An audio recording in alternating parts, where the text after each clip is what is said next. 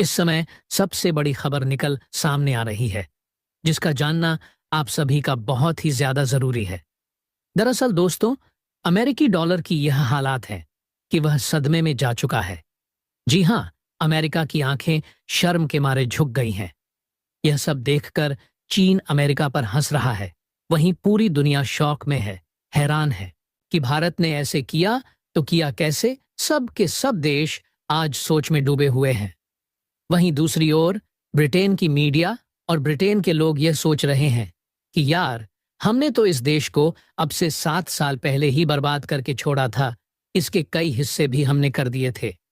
लेकिन फिर भी यह इस बात को पूरी तरीके से इंश्योर भी कर दिया था कि यह देश जब तक रहेगा अपने पड़ोसियों से लड़ता रहेगा।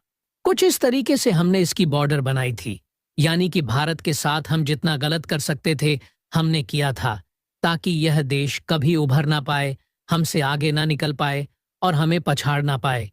लेकिन यह देश इतना मजबूत कैसे हो गया कि लेकिन 77 सालों के अंदर ही यह देश ना सिर्फ अपने पैरों पर खड़ा हो गया है, बल्कि आज तो इसने हमें एक ऐसे मामले में पछाड़ दिया है जिसमें हमने कभी सोचा भी नहीं था। तो इस बात पर भारत के लिए तालियां तो बजनी चाहिए। आप इस वीडियो को एक लाइक करके चैनल को सब्सक्राइब जरूर से कर लीजिए। यह आप सभी के लिए एक छोटा सा काम है, लेकिन इससे हमारी बहुत बड़ी मदद होती है, तो जरूर से करें। तो चलिए शुरू करते हैं। दरअसल दोस्तों, हुआ यह है कि हाल ही में आरबीआई ने एक रिपोर्ट जारी करी है और इस रिपोर्ट में बताया यह गया है कि हाल ही के पिछले 2-3 महीनों में आरबीआई ने रिकॉर्ड सोने की खरीद करी है।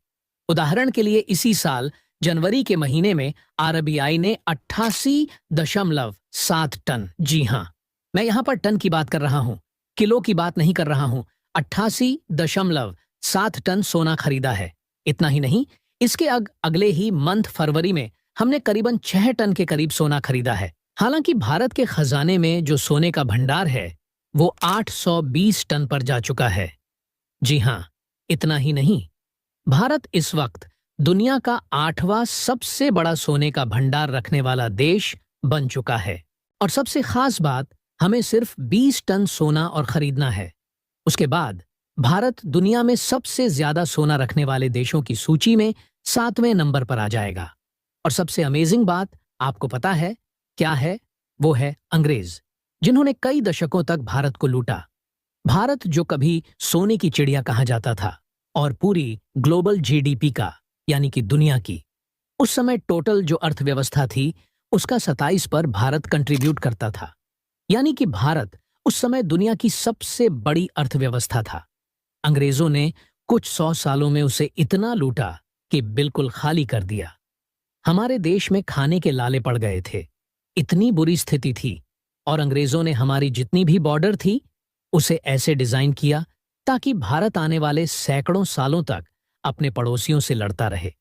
यानी कि अंग्रेजों से जो बन पड़ा, इन्होंने वो गलत काम भारत के साथ किया। लेकिन आज स्थिति यह है, 2024 के अंदर, कि आजादी के 77 सालों के बाद भारत का जो सोने का भंडार है वो ब्रिटेन से 3 गुना बड़ा हो चुका है। जी हां, ब्रिटेन का जो स्वर्ण भंडार है वो 300 टन से भी कम है। वहीं इतना ही नहीं, वो अरब देश जिनकी भारत में खूब वाहवाह होती है कि बहुत अमीर है, बहुत सोना है, इनके पास इनसे ज्यादा अमीर कोई नहीं है, वो भी भारत के आसपास नहीं है, जो अरब का सबसे अमीर और सबसे ताकतवर देश है, सऊदी अरब। उसका भी सोने का भंडार 290 टन के आसपास है। भारत का 820 के भी पास जा चुका है। लेकिन इतना सोना खरीदने के पीछे भारत का मकसद इन छोटे मोटे छूट भैया देशों को पछाड़ या हराना नहीं है। दरअसल भारत इतना सोना खरीदकर अमेरिकी डॉलर को टक्कर देना चाहता है। आप जानते ही हैं, दुनिया भर की करेंसी और मुद्राएं अमेरिकी डॉलर के सामने लगातार कमजोर पड़ रही हैं। इसी वजह से भारत इसे काउंटर करना चाहता है। भारत अपने जो रुपया है उसकी बैकिंग करना चाहता है सोने से। इसीलिए हम अपने खजाने में लगातार सोने की मात्रा बढ़ा रहे हैं। आज की तारीख में स्थिति यह है कि भारत के पास जो 820 टन का सोना है ना, इसकी वैल्यू लगभग $52 बिलियन है। दोस्तों, $52 बिलियन। और आने वाले समय में यह और भी तेजी से बढ़ेगा, क्योंकि हम यूएई के साथ डील कर चुके हैं, जिसके तहत हम उनसे लगातार ज्यादा सोना खरीदते जाएंगे, अपने खजाने में सोने की मात्रा बढ़ाते जाएंगे, जिससे कि भारतीय रुपए को डॉलर की नहीं बल्कि सोने की बैकिंग मिले और वह ज्यादा स्टेबल हो। अमेरिकी डॉलर कितनी भी कोशिश कर ले, वह भारतीय रुपए को ना गिरा पाए।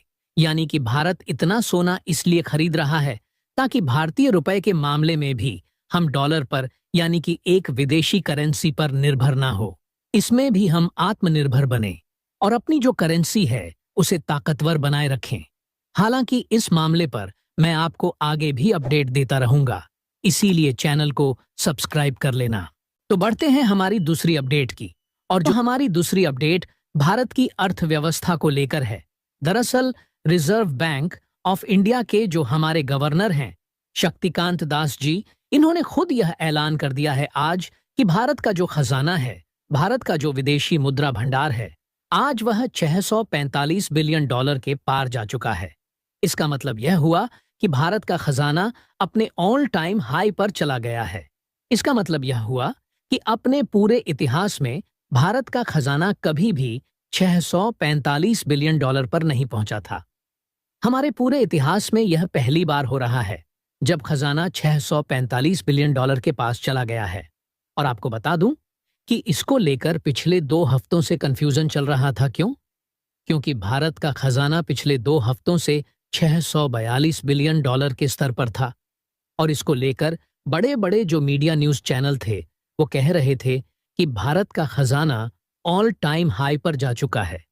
लेकिन रिजर्व बैंक ऑफ इंडिया की रिपोर्ट मैंने 2 हफ्ते पहले आपको बताई थी, जिसमें उन्होंने क्लैरिफिकेशन दी थी कि 642 बिलियन पर जाना हमारा ऑल टाइम हाई नहीं है। हमारा ऑल टाइम हाई तब होगा जब हम 645 बिलियन डॉलर के पार जाएंगे, क्योंकि 645 बिलियन डॉलर पर हम 2021 में जा चुके हैं। ऐसे में हमारा ऑल टाइम हाई जब होगा जब हम 645 बिलियन डॉलर के पार होंगे, और आज यह कीर्तिमान भारत ने स्थापित कर दिया है। लेकिन इसके क्या मायने हैं और क्यों इससे भारत को बहुत ज्यादा फायदा मिलेगा? सबसे बड़ा फायदा तो यह है कि हमारा खजाना बढ़ा तो है ही है, लेकिन यह मुश्किल वक्त में बढ़ा है जब दुनिया के सभी देशों का खजाना गिर रहा है। भारत का खजाना बढ़ रहा है। इससे जो विदेशी निवेशक हैं, जो बड़ी विदेशी कंपनियां हैं, उन्हें कॉन्फिडेंस मिल रहा है कि भारत की अर्थव्यवस्था एक बहुत ही ज्यादा ब्राइट स्पॉट पर है। भारत जब मुश्किल वक्त में इतना अच्छा कर रहा है, तो सोचिए आने वाले समय में जब दुनिया भर में नॉर्मल से लौटेगी, युद्ध तमाम खत्म होंगे और स्थिति ठीक होगी, तब भारत की रफ्तार क्या होगी। और इसी वजह से आप देखेंगे कि भविष्य में भारत के अंदर जो विदेशी निवेश है उसकी रफ्तार अब बढ़ने ही वाली है और भारत अर्थव्यवस्था को इससे बहुत ज्यादा मजबूती मिलेगी। दूसरा सबसे बड़ा कारण यह है कि इतने मुश्किल वक्त में खजाना बढ़ना कहीं ना कहीं सरकार को भी हौसला देता है। आप बड़े इकोनॉमिक रिफॉर्म कर सकते हैं क्योंकि आपके पास विशालकाय खजाना है। अगर थोड़ी बहुत गड़बड़ होती भी है तो आप खजाने की मदद से मामले को संभाल ले जाओगे। इसके अलावा ओवरऑल जो इकोनॉमी है उसे भी एक स्ट्रांग बैकिंग मिलती है। एक बड़े और विशालकाय विदेशी मुद्रा भंडार यानी कि खजाने की, यानी कि देखा जाए तो खजाने के बेनिफिट ही बेनिफिट हैं, कोई नुकसान इसका नहीं है। लेकिन आने वाले समय में देखा जाएगा कि अब भारत 700 बिलियन डॉलर का आंकड़ा कैसे छूता है।